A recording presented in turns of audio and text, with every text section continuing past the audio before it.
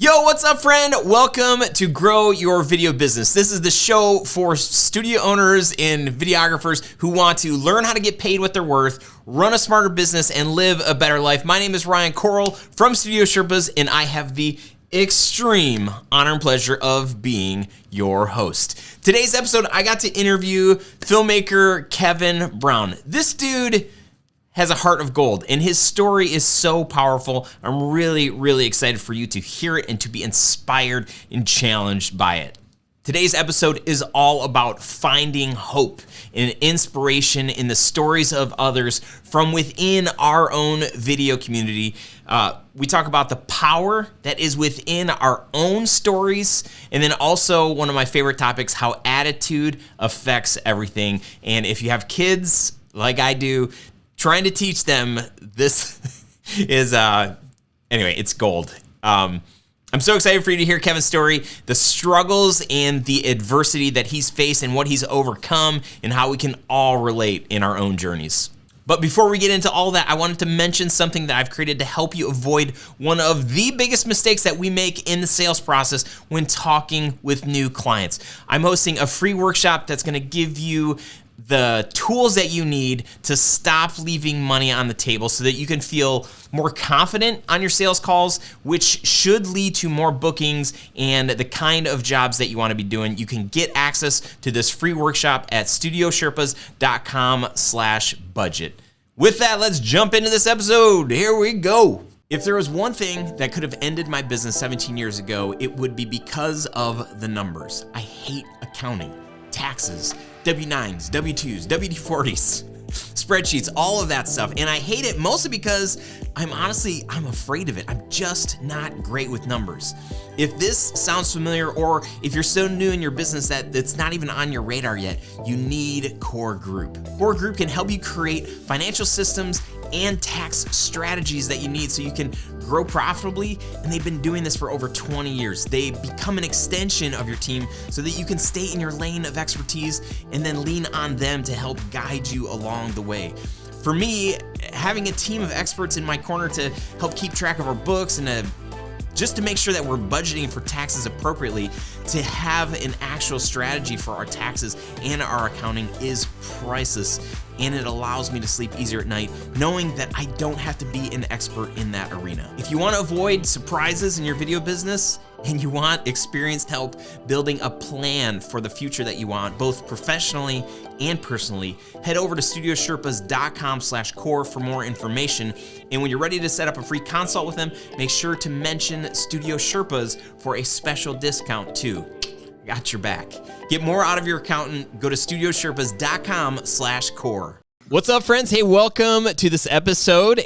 Today, my guest is the amazing Kevin Brown, who is a producer for the Impact Network. Kevin, you made it through the snow, man. We're buried here in Michigan, but here we are on this episode. Welcome. Yes. Thank you for having me, man. So we connected on Clubhouse, over Clubhouse, right, which right. Are you still like into that? Are you hanging out there? Oh, definitely. I mean, Clubhouse is so dope because you get into the rooms with people you normally wouldn't get into rooms with. Like, I was in a room with the editor of Bohemian Rhapsody, and he also did Man of Steel. You know what I mean? So that was like sick, and and everybody's so helpful, and I love the site. I love the app. It's awesome. That is pretty cool. Yeah. So we had connected. I met you. What's that? Yeah, that's right. You know, yeah, I found myself in a room with you, and I'm like, you can get in a room with anybody. I mean, here's Kevin Brown. Right. And yeah, the fun part is, I met you, and then there were a couple other like Detroit guys. I'm like, this is amazing. Like, it wasn't like a, Metro Detroit specific group. I mean, it was like people from all over the place. So it's super fun to. It reminds me of like when Yahoo first came out and everybody used to be in the chat rooms back in the day and used to spend all day in the chat rooms. And that was just typing like, ooh, yes. It's kind of like, it has that same, appeal to it. Yeah, because it is a very, very different format to all, all the social media things that we've seen. It's, it does, like you bring that up, Prodigy. Did you do Prodigy? Am I dating myself? Because Prodigy came before Yahoo. No, I didn't do Prodigy. Yeah, so they had these chat rooms, and there's just this freedom to say, I could be in my, my pajamas and just be doing this thing, and that's the cool part about Clubhouse is like you don't have to have to comb your hair, you just show up with your voice and your thoughts, and that's the best kind. That's like hanging out with your friends. You feel super comfortable. You don't have big bright light in front of your face, and you just do you. I think that really is kind of like for so many people who have hesitated doing video, going live, on Facebook or whatever, that here's this platform that nobody has to know. I was listening to a thing this morning that this lady's like, I was getting my nails done while I was, talking to some people on Clubhouse. I'm like, yeah. I mean, you can, I was doing dishes at one time where somebody had me like help moderate something, and I'm like doing dishes and mute, and I'm like, this is hilarious. I couldn't do this if I was on, a live video right now. Right, I love it. The conversations are engaging. I mean, you learn so much, and everybody's so helpful, especially like the industry that we're in, as far as production and movies and film and television. A lot of things about tech. A lot of people know things about tech, and everybody wants to help you, and you can get help and encouragement from people that is really doing big things in the industry. So I love the app. It's an awesome app. Real quick, before I forget to ask this, what's your Clubhouse handle if anybody wants to look you up? You know what? I'm so new to it that I don't even know my handle. I don't even pay attention to it. I just literally just get on and go. The name of the group that seriously is what is it? Is it just called Videographers, or did they update the name to it? Yeah, right. No, it's still called Videographers. Yeah. It's my handle is @ChasingPros, and Kevin Brown is the name. So. Awesome. I didn't even know that. So. You're like, my handle. Kevin, what's your name? Tell me your name on the internets. So talk about the Impact Network. What kind of work do you do there? Well, the Impact Network is the largest African-American owned and operated television network in our country. We're on every major cable network, Comcast, Dish, we're pretty much everywhere. We're in the Bahamas, we're in France, we're in Canada. We're in about almost 100 million homes. And so we have a broad arm. And we mainly do a lot of ministry stuff, but now right now the Impact Network is breaking off into more traditional mainstream television. Like we have sporting activities now that we are getting into talk shows. Is what I produce a lot of talk shows and different things like that. And actually now we're trying to get into film and develop our own content and our own in-house production stuff right now. So yeah, and it's a pretty big network, and based right in Detroit, and people really don't know about it. Yeah, that's amazing. When you were telling me about it, I was like, wait, that's based in Detroit. I didn't even know that. Like, that's how. Well, glad you're here and sharing the story and saying like, yeah, we're a thing, and 100 million people. That's kind of a lot. I don't know. Right. right. It's only almost half the population. That's all. Yeah. That's probably how many people you have following you on Clubhouse for a handle that they don't even know. They're like, right. So what is when you think about the work as a producer, Impact Network, when you just step back, like what is your driving passion? Like what is the thing that just you wake up in the morning and sure, there's maybe a laundry list of things that you're like, I got to do this, and this today. Mm-hmm. But if I can do this today, like this is going to get me just jacked up, super excited. This is the thing that really makes me come alive. What is that for you? I just love the ability to create content. The high of coming up with a concept in your mind, working through the process, and seeing it actually come to fruition as a picture on the screen, and all the work and working with all the people and coming together with like-minded people and just creating something that people can benefit from. My whole drive is really to create content that motivates people and to help them realize that regardless of the situation they may think they're in, there's always a silver lining. There's always an opportunity to better yourself. There's always an opportunity to go after your dreams and become whatever you want to do. And I love showing examples throughout human history to show people that they can achieve anything they want to. Yeah. Well, even as you shared your story with me, you can talk about human history, and sure, there's tons and tons of examples of people that, rags to riches type stories. But I think your story is one where it's just like, wow. you know, here's a guy who's down the street and who's kind of lived this like crazy life of like, yeah, I mean, here's one of those stories. So I would love, man, I think our community would benefit so much just from hearing part of your journey. Oh, awesome, awesome. Well, like again, I was born and raised in Detroit. My mother worked midnights at the post office downtown on 4th Street, and because she worked midnights, that really meant as a child, when I would get home from school, she was getting ready for work, Yeah. and when I would wake up for school, she would just be coming home. So we didn't have that kind of connection that a normal mother child would have. And so majority of the time I was alone. A majority of the time I had to depend on myself. So I was cooking in the kitchen at 5. Kindergarten, I was walking home from school, and I had to literally, buckle up my bootstraps and handle life at a very young age. Yeah. And also I have an older brother, and that my older brother ended up being a person that molested me, and he beat me, and he abused me a lot. And so because of that, this experiencing that as a kid, you go through all this turmoil, all this depression, all not understanding, who you are as an individual, what love means, and different things like that, because I'm in this bubble. I don't know what's outside of the house. So all I see is what I'm feeling and what I'm getting from people, my family, who is supposed to love me. And so through that, I became very depressed as a child. I gained a lot of weight as a child. I was labeled illiterate. I had no will to do anything in school because all the things I was facing at home. So I ended up failing the third grade. I ended up failing the 7th grade.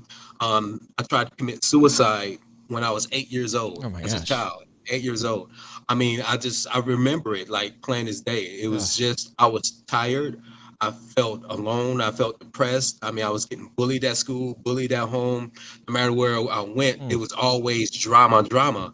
And so what I did was I played football, and I tied the football belt around my neck, tied it to the pole in my closet, and just hung myself. And the only thing that really saved my life was the fact that I was heavy, and the pole in the closet actually broke because of my weight. Oh my gosh. And and I didn't realize what happened was because I was unconscious. I literally choked myself unconscious. So I was that close Ugh. to killing myself at 8 years old. You know what? And that depression as a teenager, that depression and anxiety, and that willingness to want family and want somebody to love on me, that turned into me going into gangs, wanting that acceptance, wanting that appreciation, wanting that affection, that I went into gangs, as a avenue to find that family unit that I didn't have at home. And so at the age of 17, I was 13 when I got involved in gangs. I was robbing people, I was selling drugs, I was fighting. I failed two grades in school, so I was 2 grades behind. So when I started high school, I was already 15.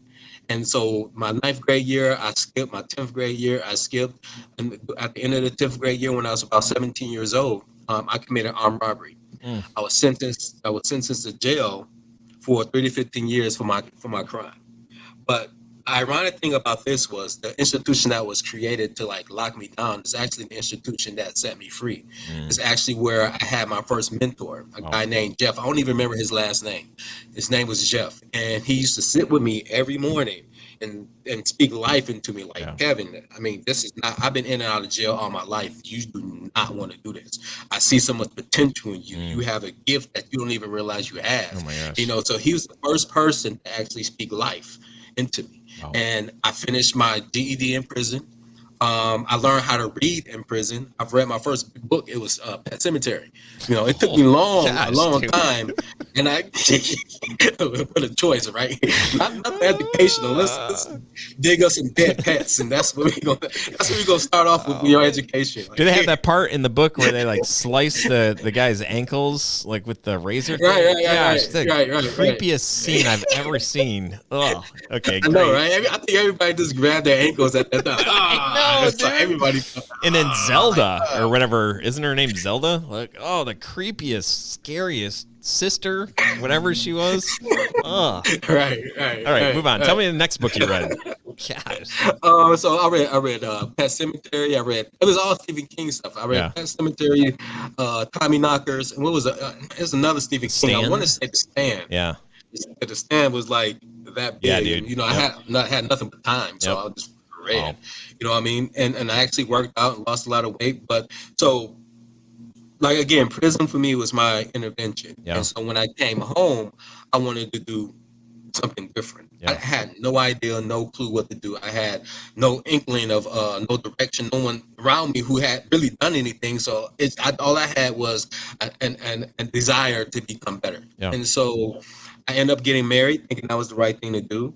Found out that my wife was addicted to heroin. Ah.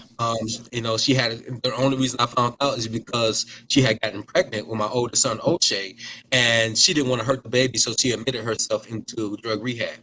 And that's Oh how my literally gosh. I found out that my wife was Oh. doing drugs. You know what I mean? And so she was on parole too. So that violated her parole. So she went back to jail. She had my Oh son in my jail, gosh. and then I became a single father. And so after that, she really wasn't around. After that, she really wasn't around. So now here I am. I'm about, let me see, this was in '99. So I was almost 22 years old with a son, with a life, with a human being that I got to take care of. Now, how am I going to do that? I don't know how to be a father. I don't know how anything about a family, but, seeing him for the first time, that was my first representation at love. I looked at him Mm. and knew that he needed me. I knew that he loved me, and it was unconditional. And it didn't matter what I looked like or how I sound or where I came from or if I had money or not. This is my son. I'm his father, and all we got in this world are each other. Mm. Period. Oh. And so he was my inspiration. And as a catalyst to change my life, I used education. I went back to school. Mind you, GED in prison. I only finished up to you might as well say I only finished the ninth grade because the 10th grade I skipped the whole time. And so then I went to Wayne State University here in Detroit, which is one of the largest research institutions in our country. Back when I last looked at it, it was like 15 research institutions, and Wayne State is one of them. It's Oh. a great school, great business program, great Yeah. engineering program, great medicine nursing program. That's what it's really, really known for. And so, they have about 40 plus thousand students. So it's a sizable institution here in Michigan. It's comparable to Michigan State Yeah. and Michigan. So just to give people who don't know what Wayne State is, just Yep. a reference of its size. Like, this is not like internet high Right. school, Right. Right. internet college, something like that. This is a historic institution. And so I end up going there. Had to take remedial courses just to get admitted because I did horrible on my SAT Mm. and SAT. I did horrible Yeah. because I only finished up to the ninth Yeah. grade, and I have a GED. That's all I have. But I took the remedial courses. I worked really hard. I mean, I had to catch the bus at night. I was a single father. I catch the bus in Detroit back then. The bus system sucked. So it took 2 hours for me to get home. I get home around 10 o'clock at night. Oh. And my son is there. He want to play and stuff like that. So I have my son on my hip, a book in my hand, and do the same thing the very Mm. next day. Catch the bus to school, be a father and everything else, trying to achieve this dream, everything I needed to do and wanted to do in my life. But, I did everything I had to do. I made the Mm. commitment. I made the sacrifices. Me and my son was in school together. And when I graduated from Wayne State in 2005, I was the first black person to become president of the student government for the School of Business, where I majored in accounting. Wow. I was nominated as the most outstanding student of the year for the School of Business in 2004. Oh my I gosh. was nominated by Crane's Business Magazine as one of the top 5 business students in Michigan, Let's and I go. was a university's I was a university's valedictorian. Out of 4,000 students, Jeez, I was a top dude. male graduate. Yeah, so a graduate, That's and then amazing. and then I ended up getting my master's degree and in 2010 I had Mm. an MBA with a concentration in finance. And so that was the journey from that point forward, and that's what my book Chasing Crows really touches on. But after all the accolades, after all the hard work, after all the commitment and sacrifices, it just wasn't enough. Mm. I had a job at Wayne State because I was really buddy buddy with the president of the university, but I wanted to go higher. I wanted to get a PhD program, and I got accepted to Boston College for a PhD program. But unfortunately, things happened where I had to rescind the offer, and I lost my job at Wayne State. became homeless, Ugh. lost custody of my son, lost everything, was living in my car. My degrees and my accolades was in my trunk next to the milk because it was cold outside. So my trunk was housing and the refrigerator. So the refrigerator was like pushed to the back, and my clothes was over here, and my gym clothes was right here. So literally, my apartment was my trunk, like seriously. And so that's when I wrote my book while I was going through that ordeal, and my book actually did so well. It sold over 10,000 copies here locally. It was required reading at several universities. I've been went all over the country and stuff like that. As far as a motivational speaker, talking about my journey, talking to kids about I were in the same situation that I was in, facing the same similar circumstances. And now I start learning production and this is how I got into production. I used to as a kid, I used to like writing, but ironic thing is I couldn't spell. So nobody knew I could write because I wouldn't show nobody because if they read it, they'd be like, and I've always because I was so alone and isolated. I used to watch movies all the time, and I didn't just watch the movie; I analyzed it. And this is me as a kid. Like, why do they do that? Why do they take that angle? Oh, and I started to notice, like, okay, so when somebody evil come in, they use dark light and dark music and stuff like that. So I started picking up on the things of movies, and I fell in love with movies. And I still watch movies every day, almost today when I have a chance to. And so now I got saved. I became a Christian. I dedicated my life to Jesus. And my pastor told me one day, like, Kevin, I want you to go run camera. I don't know nothing about no camera. I'm like, all right, Pastor, I'll do it. I don't want to get in trouble. I'll do it, Pastor. All right. So I started running camera and I really started liking it. And I started really getting good and concentrating on it and studying camera and studying why you take this shot and this shot and how to zoom in and zoom out. This the simplest things of camera work. I took pride in it because I wanted to get good. Yep. And from the camera, I learned how to floor direct. And I became a floor director for Apostle's Show and many other shows throughout the network. And from a floor director, I became a director. And from a director, I became an editor, which I'm really good at editing right now. Like I told you, as we were talking, I was editing a commercial for a client right now, and then from there, from editing, I became a producer and started, creating my own content and producing talk shows with people like Desiree Ross from Greenleaf, working with Kanye West, working with Benny Hinn, and other big spiritual leaders. Like I think we mentioned before, I had the opportunity when I'm not a fan, but Donald Trump came to Detroit. That was my church. If you remember, like when he was campaigning, doing a campaign trail, he came to a black church. And he was going to be interviewed by the pastor who owns the Impact Network. That's my pastor. I work for the Impact Network. And so Apostle Jackson told Donald Trump my story, and he loved the story. He was like really impressed about my journey, And so, from my understanding, that is what gave Donald Trump the drive to do prison reform, because he understood that here's a man who went through all this stuff, paid his dues, came out blazing, got all these accolades and awards and everything else, and still cannot find a job. Yeah. He said that is not right. Yeah. So literally, he said, this is what I'm gonna do for people like Kevin. Boom, boom, boom, boom, boom, laid it out. And that's exactly what he rolled out with his prison reform. So thank God that, he heard my story, and my story was the jumpstart to his initiative in prison reform. Yeah. And so, so that journey is just, that's my story, man. That's the journey of just pushing forward, regardless of what you go through, regardless of what people think about you. You have to believe in yourself. You cannot compete with nobody but the person you was yesterday. Period. Yeah. And I don't compete with people. All I do is look at where I want to go and benchmark it. Am I better? Am I just sitting around not learning anything, or am I taking out the time to become better? film is my skill set. Film is my craft. If this is what you want to do with your life, you have to take out the time to become a professional, not only in your craft in the industry, but become a professional to understand your weaknesses and your strengths. Because that's what you're gonna. That's gonna help you build teams. Yeah. Because you're gonna need a team to help you with your weaknesses and also to push your strengths. And so, I mean, this us constantly being better, constantly just reinventing yourself. I think reinventing yourself is the biggest part of my journey, Yeah. because I constantly had to reinvent myself. I never stopped like, okay, accounting didn't work.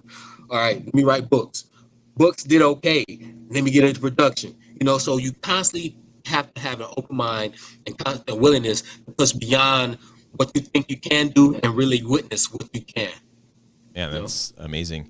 I love, that is one of the things I like about your story is that, I mean, even from an early age, you wanted to write, you create, there was something in you, and it's taken on different faces over the years.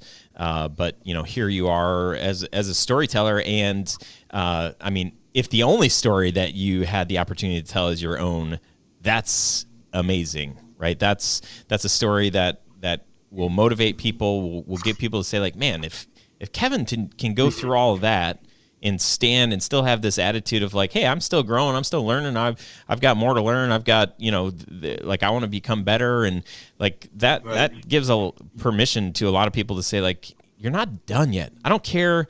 There's some older people in my life that are getting close to retirement age that just feel like, if I maintain, like, I guess this is good enough. And it's like, there's so, you have so much to offer. I was on a call last night with a small group of friends, and this woman shared, we're reading this book together, and this woman shared like one of her big takeaways, and she's like 65 or something like that. Not like that's like super old. I mean, I used to think that was super old, but as I get closer to that age, I'm like, yeah, she's young. She's spring chicken. But as I'm listening to somebody who's that age being open in willing to be changed and to be different and to grow, that gives my generation permission to say, like, you better not stop trying to grow. You better not stop and think that you've got it all figured out, because the moment that we think we got it all figured out, like, that's when life can just turn upside down, and everything that we work for gets away. Something like COVID, or just Right. recession, anything like that can be like, wow, I guess I didn't have it all figured out. And I've gone through, my own journey. It's like, I'll step back and be like, wow, I sure was prideful and not humble and not like ready to receive. And that's when you really stop growing, is when you're not ready to receive pushback, feedback, input, critique, criticism, any of that stuff, because that can all be for, your good. One of the biggest like things that really I have joy over, and I'm glad that I persevered, was I remember on two different occasions, somebody contacted me, and they just contacted me out of the blue on Facebook. I guess they heard my story and they needed someone to talk to. And I just gave them words of encouragement, and they told me, like, thank you, because an hour from now I wouldn't have been here. Like, I was literally about to kill myself. That's was my plan, but because of you taking out the time to really show empathy and be concerned about me, like, I feel like I can live on. Yeah. I mean, that person are friends today. Wow. And then there was another time, I think I was in California, and I forgot the name of the city. I was in California, and a little girl came up to me crying after hearing my story, and it's like, because of you, I think I can. I mean, I felt like I cannot do school. I wasn't made for school. I'm stupid. I'm not smart. But hearing your journey and hearing your story, I feel like I can. And so that is the cost of actually being successful, is telling your story so the other people can be successful later on. I mean, what's the point of living life if you hold everything to yourself? That's not the definition of wisdom. Wisdom is only relevant if you actually share it. You know what I mean? Yeah. And that's I think that's super insightful and super encouraging. The other thing, what I don't want people to do is to hear this episode and think like, well, okay, Kevin's story is unbelievable. Like, my life hasn't been anything like that. I've kind of, I've coasted. I've gotten, whatever. I had no struggles growing up, and so that's when people can feel like, well, I don't have a story. I don't have anything worth sharing that somebody else can benefit from, and I would push back on that and say, no matter where you're at, you have challenges, you have struggles, things that you're trying to overcome, things that you're trying to succeed at. And one of the greatest gifts that you can give to other people is by sharing the journey while you're in it, not when you're on the other side of it. Because it even sounded like for you, you're writing this book and you're in the middle of it, right? You're not like, I've overcome, I've figured it all out. It's like, no. Until you die, you're still going through something. Until you die, you should be still evolving and going through your journey and everything else like that. And I mean, a lot of people minimize who they are, you know, and they shouldn't. I mean, that's what you're saying, that, don't minimize who you are, regardless of where you at. There is still something that you can give to someone. You know what I mean? Because you have to think about it. When I first started, I was just a kid who was labeled illiterate. I could have been like, when I started school, I could have said, I can't do this. I got all this stuff behind me. I got all this stuff. I learned how to read in prison. I have a GED. Here I am with people who graduated, from high school or graduated from all these fancy high schools, and parents who are paying their tuition and got cars and stuff like that. I'm on the bus. I could have looked at all the negatives, and I would have never had a positive. You have to look at, okay, this is where I want to go. Regardless, this is what I had to get there, and regardless if I have to crawl, beg, or scratch, I'm going to get there. You know what I mean? Yeah, I love that, man. Well, I'm super thankful for where you are at, the things that you're doing in this world, and your heart, man. I'm thankful to know you. I'm excited for your future and all the cool content that you're working on and that you're going to produce. Thank you for sharing your story and really not being afraid. And maybe there are times where you are afraid, but not being too afraid to not share it, right? So thank you for the gift of that. And I would love for people to be able to I'd love to be able to find you on Clubhouse and anywhere else. So where can they learn more about you and follow you and maybe reach out to you? Well, as we just learned today, my Clubhouse tag is at Chasing Crows. You can find me on Instagram at Keep Chasing Crows, or on Instagram Chasing Crows, or author Kevin Brown. Yeah.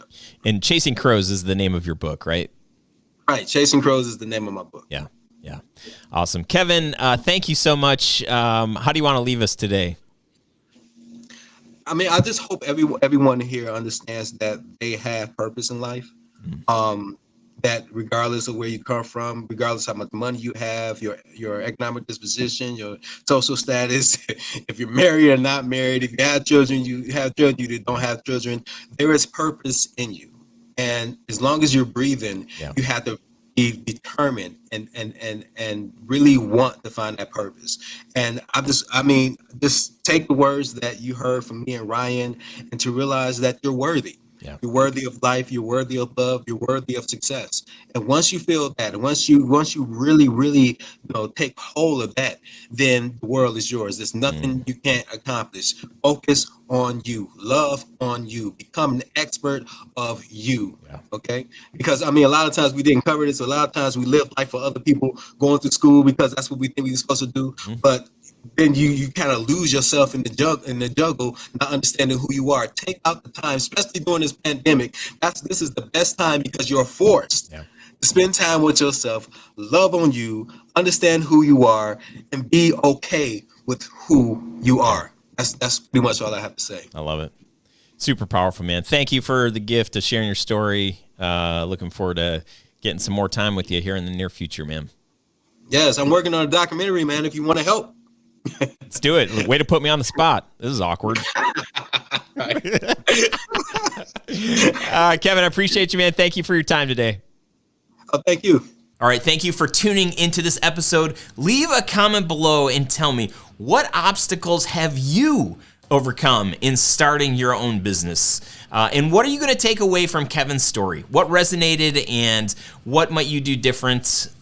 What I'll do different is my hair so it doesn't stand straight up. But what's something that you might do differently after hearing his story? What courage or encouragement do you have that you can share with the world? If you have not joined our Facebook community, I want to invite you to do that. It's a free group, and I promise Alfalfa will be there.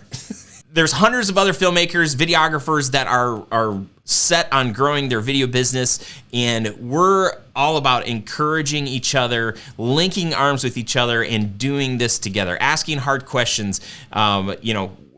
There's so many discussions of people that have annoying clients, not sure what to do with them, not sure what to say, where to take the conversation, how to rescue a potential train wreck of a project.